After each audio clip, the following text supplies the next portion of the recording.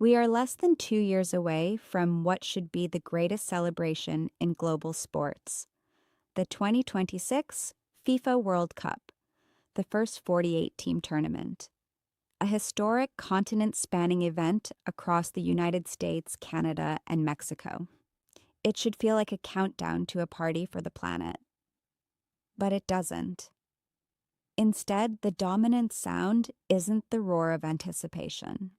It's the quiet, anxious hum of a question no one ever thought they'd have to ask. Will we even be allowed in?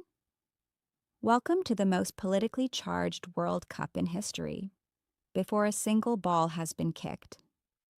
What was designed as a monument to global unity is rapidly turning into a stark reflection of our deepest divisions.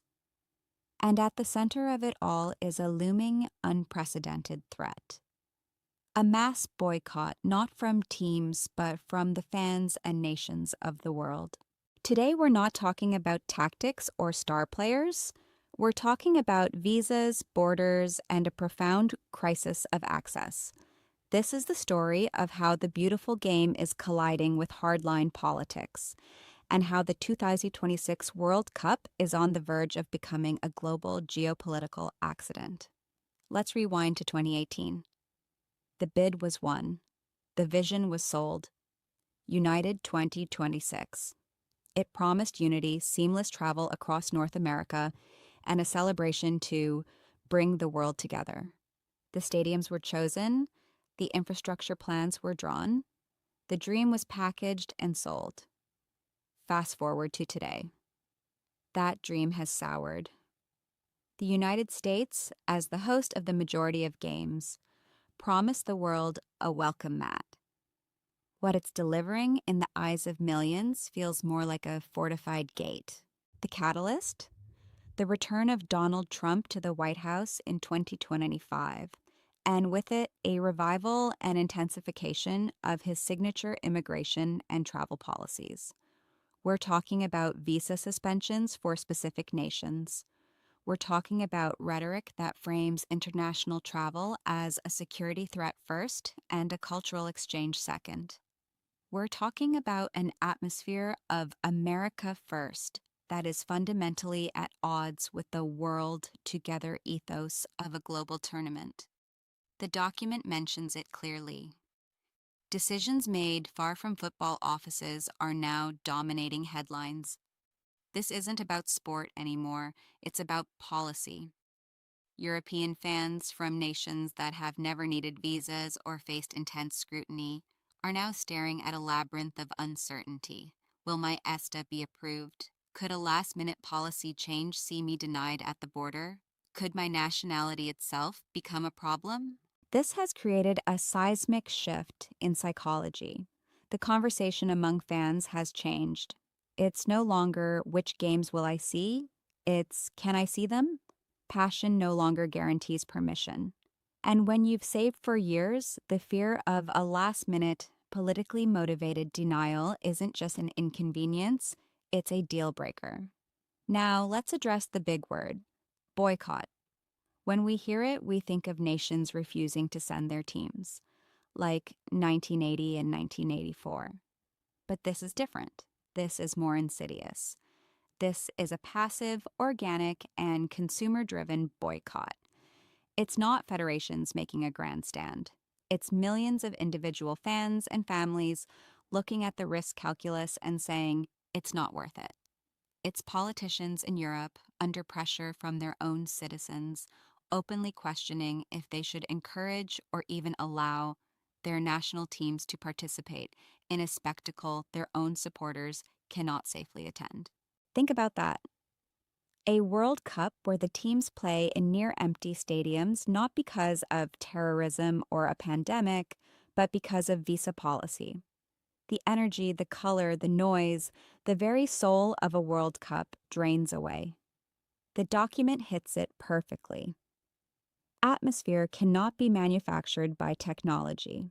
And here's the brutal economic and diplomatic reality. This kind of boycott is harder to fight than a political one. You can't negotiate with a million individual decisions. You can't shame a family for choosing not to gamble 15,000 on a trip that might be ruined at the border. This is creating a nightmare for FIFA, for sponsors, and for US host cities. Broadcasters sell a narrative of global unity. Sponsors pay billions to associate their brands with joy and togetherness. Cities invested in hotels and infrastructure expecting a tourism windfall.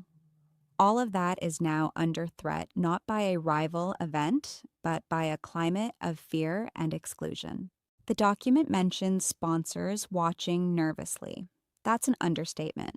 Their worst nightmare is their logo plastered over images of half-empty stands and news segments about fans being turned away. That's brand toxicity. This leads to the most fascinating geopolitical twist in this entire mess. Look at the 2026 map. The tournament is across 3 nations: the USA, Canada, and Mexico. In the eyes of the world right now, those are not 3 equal hosts. They are becoming 1 fortress and 2 sanctuaries. Suddenly, games scheduled in Toronto, Vancouver, Guadalajara, and Mexico City look incredibly attractive. They represent predictability, stability, and a known welcome. The document notes Canada and Mexico suddenly appear as alternatives. Their cities feel safer and more predictable. This creates a bizarre and unsustainable dynamic. It balkanizes the tournament before it begins. You could see a scenario where games in the US are attended largely by American fans and a small number of international travelers with the means and confidence to navigate the system. Games in Canada and Mexico become the true international festivals, packed with fans from Europe, South America, Asia, and Africa, who chose to funnel their entire trip through those safe countries. The symbolism would be devastating. It would visually and emotionally split United 2026 into 2 separate events. The energy, the cultural exchange, the profit. It all drifts north and south away from the American heartland. Every rerouted fan, as the script says, is a quiet indictment. Every vibrant stadium in Montreal juxtaposed with a quiet one in Atlanta tells a political story no speech can undo. This isn't just about soccer. It's a live action demonstration of soft power and its erosion. Hosting a World Cup is the ultimate soft power project. It says, our country is open, confident, and at the center of the world community. The current trajectory risks sending the opposite message. Our country is closed, fearful, and you are not welcome here unless we decide you are. We're now at a critical juncture. The infrastructure is built, the schedules are set, relocation is impossible, but the trust is broken, and trust, unlike a stadium, cannot be built on a deadline. The document talks about the irony of awards for peace being undermined by policy. It's a profound point. Sports, especially football, sells itself as a universal language, a temporary escape from politics, a field where only merit matters. 2026 is proving that to be a fragile illusion. When the path to the stadium is policed by politics, the escape is canceled before it begins. What's at stake isn't just a tournament. It's the idea of the World Cup. It's the faith that for 1 month the world can share something pure. That idea is now cracked. Even if policies are softened at the last minute, the fear has been seeded. The anxiety has been marketed. The world has been put on notice that their presence is conditional. For the athletes, this is a nightmare. They dream of playing on the world's biggest stage in front of the world's fans. To do so in echoing stadiums devoid of their country's supporters would be a hollow, even dystopian experience. Their legacy moments would be witnessed in person mostly by neutral or opposing fans. We are watching a collision of 2 fundamental forces: the innate, borderless, connective spirit of sport, and the rising, hard-edged, sovereignty-first politics of our age. 2026 is the battleground. So, where does this leave us? With months to go, the world isn't waiting to see the squad lists. It's waiting for answers on access, fairness, and dignity. The 2026 World Cup has become a referendum on openness in an age of walls, on hospitality in an age of suspicion, on whether a global event can survive in a fragmented world. The solutions are political, not sporting. They require guarantees, clarity, and a radical commitment to welcome. The clock is ticking. And with every day of uncertainty, more fans make the quiet, personal decision to stay home. The tragedy won't be a canceled tournament. The tournament will go on. The tragedy will be a diminished one. A tournament that showed us not how we come together, but how far apart we've drifted. The final whistle on this may not blow in 2026, but on the very idea that sport can ever truly be separate from the world it exists in. What do you think? Should sports organizations factor in political climate when awarding mega events?